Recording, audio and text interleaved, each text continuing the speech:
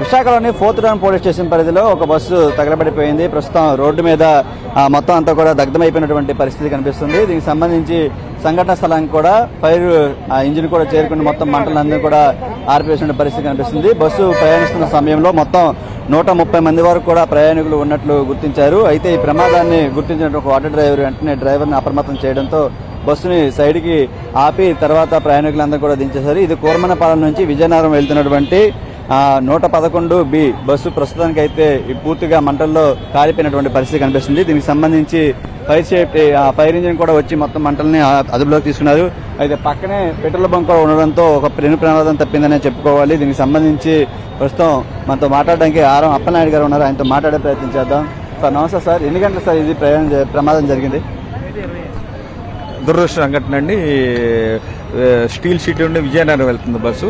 Sudden గా heavy rains అయ్యేసరికి short circuit, బ్యాటరీలో షార్ట్ సర్క్యూట్ వచ్చింది. స్పెషల్ వెహికల్ 9 లక్షలు అయిపోయింది. సో బాడీ FRP ఉండడంలో ఫైర్ ఇమీడియట్ గా క్యాచ్ అయింది. ఇది ఎయిర్ సస్పెన్షన్, ఫ్రంట్ రీర్ కూడా ఎయిర్ సస్పెన్షన్ కాబట్టి ఫైర్ క్యాచ్ అయింది. ఇమీడియట్ గా ప్రయాణికులను అప్రమత్తం చేసి అందరిని దింపేశారు. ఎటువంటి ఇది అవ్వలేదు. బాడీ అంతా కూడా మార్చారు. ఫైర్ ఇంజిన్ అంతా పోలీస్కి అది ఇన్ఫార్మ్ చేస్తే ఇమీడియట్ గా ఆపేయడం జరిగింది. ఏం జరగలేదు కదండి? ఏం జరగలేదు, అప్రమత్తం చేశారు. కండక్టర్ డ్రైవర్ ఇమీడియట్ గా ఇచ్చేశారు. వర్షం పడడంలో షార్ట్ సర్క్యూట్ అవడంలో జరిగిందండి. Thank you. ఇది ప్రస్తుతానికి అయితే అధికారులు కూడా సంఘటన స్థలానికి చేరుకుని ప్రమాదం జరిగినటువంటి ఘటన మీద ఆరా తీస్తున్నారు. మనం చూస్తున్నాం మొత్తం బస్సు అంతా కూడా పూర్తిగా దగ్ధమైపోయిన పరిస్థితి. ముందుగా ఇంజిన్ నుంచి షార్ట్ సర్క్యూట్ వల్ల మంటలు వచ్చాయని చెప్పేసి అధికారులు చెబుతున్నారు. తర్వాత వెంటనే గుర్తించినటువంటి ఆటో డ్రైవర్ వెంటనే ఇంజిన్ నుండి పొగలు వస్తున్నాయని అప్రమత్తం చేయడంతో రోడ్డు పక్కన ఆపి మొత్తం అందరినీ ప్రయాణికులందరినీ కూడా కిందకి దించేయడంతో ప్రమాదం అనేది తప్పిందని చెప్పుకోవాలి. ముఖ్యంగా ఈ బస్సు కోరమనపాలెం నుంచి ఇటు విజయనగరం వైపు వెళ్తున్న సమయంలోనే ఇది ప్రమాదం చోటు చేసుకుందని చెప్తున్నారు. అందులో భాగంగానే స్టూడెంట్స్ వీళ్ళంతా కూడా చాలా మంది 130 మంది వరకు కూడా స్టూడెంట్స్తో పాటు జనరల్ పబ్లిక్ కూడా అంతా కూడా ప్రయాణిస్తున్న బస్సు ఈ విధంగా దగ్ధం అయిపోయింది. అయితే ఒకవేళ వేరే ఏదైనా అయితే మాత్రం కొంచెం ఆ ప్రమాదం తీవ్రత పెరిగిండేది. ప్రస్తుతానికి అయితే డ్రైవర్ కూడా ఉన్నారు, ఆయనతో మాట్లాడే ప్రయత్నం చేద్దాం. ఎన్ని గంటల ప్రమాదం జరిగిందండి, ఎలా గుర్తించారు? అంటే 8:20 నిమిషాలకి అలా అయిందండి. ఇది కోరమనపాలెం నుంచి విజయనగరం వెళ్తుంది. ఇక్కడ అక్కయ్యపాలెం దాటాక శంకరమఠం రోడ్డు సిగ్నల్ దగ్గర బస్సు ఆగిందండి. ఆగగానే చిన్నది మాడోసంలా వచ్చింది. చిన్న పొగలాగా వస్తే కండక్టర్ గారిని దిగి చూడమన్నాను. చూస్తే అప్పటికి చిన్న ఫైర్ అవుతుందన్నారు.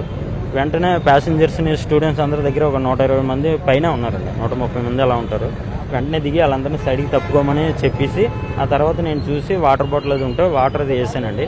కానీ అది అప్పటికే ఫైర్ ఎక్కువైపోతుంది, ఆగలేదు. ఈలోపు అందరినీ సైడ్కి వెళ్ళిపోమని చెప్పామండి. బంక్లో కూడా బంక్ ఆపిమని చెప్పాం. ఇక్కడ ఆన్ డ్యూటీలో ఉన్న కానిస్టేబుల్ వెంటనే వచ్చారండి. వచ్చి ఫైర్ ఇంజిన్కి కాల్ చేస్తే వచ్చి ఆరిపోయారండి. అంటే ప్రమాదం గల కారణం ఏంటి? ప్రమాదం అంటే ముందు నాకే అవ్వాలండి. అది ముందు స్టార్టింగ్ నా దగ్గర నుంచే ఫైర్ అయిపోవాలి.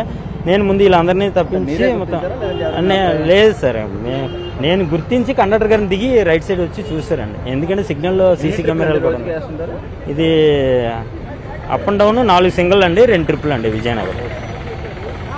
ఇది ప్రస్తుతానికి అయితే ప్రమాదానికి గల కారణమైనటువంటి బస్సు మనం ప్రశ్నిస్తున్నాం, పూర్తిగా దగ్ధం అయిపోయింది. దీనికి ముందు ఏదైతే ఎలక్ట్రికల్ షార్ట్ సర్క్యూట్ వల్ల ప్రమాదం జరిగిందని ప్రాథమికంగా వాళ్ళు చెబుతున్నారు. ముఖ్యంగా ఇంజిన్ నుంచి దట్టమైన పొగ రావడంతో వెంటనే అప్రమత్తమై ప్రయాణికులు సుమారు 130 మంది స్టూడెంట్స్తో కలిపి వీళ్ళందరినీ కూడా దించేయడంతో ప్రమాదం అయితే తప్పింది.